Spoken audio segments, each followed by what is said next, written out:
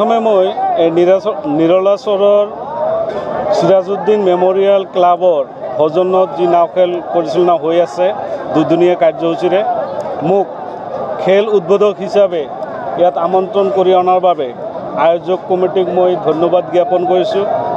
ইয়াত মই দেখিবলৈ পাইছোঁ অসম ভিত্তিত এওঁলোকে নাও খেলটো পাতিছে।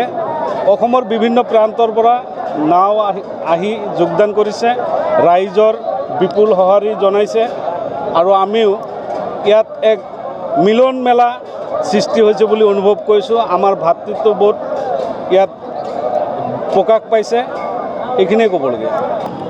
আমাৰ এইখন নিৰলা অঞ্চলত পৰম্পৰাগত এইখন নাও খেল, কাৰণ আমাৰ পূৰ্বপুৰুষসকলে এইখন অঞ্চলতে বহুদিন আগৰ পৰা নাও খেল পাতি আহিছিল আৰু সেইখিনি আমি ধৰি ৰাখিবৰ কাৰণে আমি প্ৰজন্মই এইবাৰেও আমি এইখন নাও খেলখন অনুষ্ঠিত কৰিছোঁ। আমাৰ নাৱত 16খন নাও জইন কৰিছে।